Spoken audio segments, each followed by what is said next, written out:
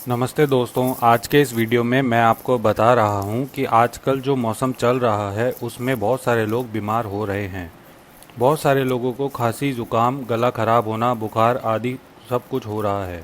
कभी कभार जब हम खांसते हैं तो उसके साथ बहुत ज़्यादा मात्रा में बलगम भी निकलता है, जिसके लिए हमारा भोजन भी एक बड़ा कारण है।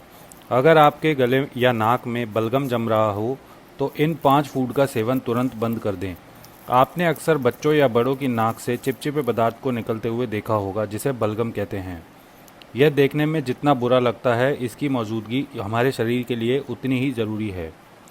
यह हमारे शरीर की विशेष कोशिकाओं द्वारा बनाया जाता है ताकि यह नाक के छेदों या वायु मार्ग के माध्यम से आपके शरीर में प्रवेश करने से पहले रोगाणुओं और अन्य प्रदूषकों को रोक सके। लेकिन अगर ये बहुत अधिक हो जाए तो आपकी नाक बहुत भारी हो सकती है, आपको खांसी हो सकती है और आपकी आंखों में पानी आ सकता है। यह सांस लेने में भी मुश्किल पैदा कर सकता है।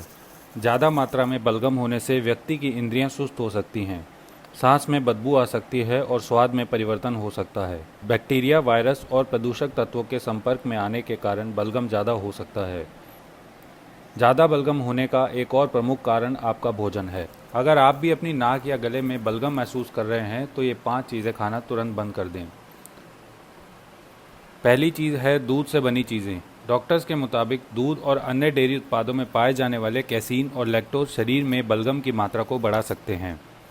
शुगर की वजह से मक्खन, पनीर, दही और आइसक्रीम जैसे तैयार डेयरी उत्पादों के कारण बलगम बढ़ने की संभावना अधिक होती है।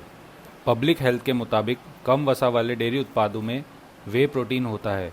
यह आपके हार्मोनल संतुलन में रुकावट पैदा कर सकता है और आपकी प्रजनन क्षमता को भी दिक्कत पहुंचा सकता है। दूसरा है सोया। अगर आप दूध से बने उत्पादों का विकल्प ढूंढ रहे हैं तो सोया दूध से भी सावधान रहें, क्योंकि यह भी आपके लिए अच्छा नहीं है।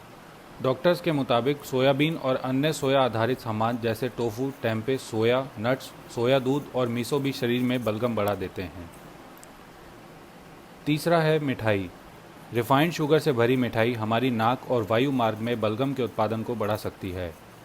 शरीर में शुगर का बढ़े हुए स्तर के कारण आपकी नाक भारी हो सकती है, जिसके कारण किसी भी व्यक्ति की स्वाद कलियां प्रभावित हो सकती हैं। चौथा है कैफीन युक्त पेय पदार्थ। शुगर की ज़्यादा मात्रा के अलावा अतिरिक्त कैफीन जैसे कॉफ़ी हमारे शरीर की कोशिकाओं पर दोगुना प्रभाव डालती है और ज़्यादा बलगम बनने का कारण बन सकती है। कैफीन युक्त पेय पदार्थ के बजाय आप ढेर सारा पानी पिएं। पानी पीने से नाक और वायु मार्ग में बलगम की मात्रा और प्रभाव कम करने में मदद मिलती है। पांचवा है नट और बीज।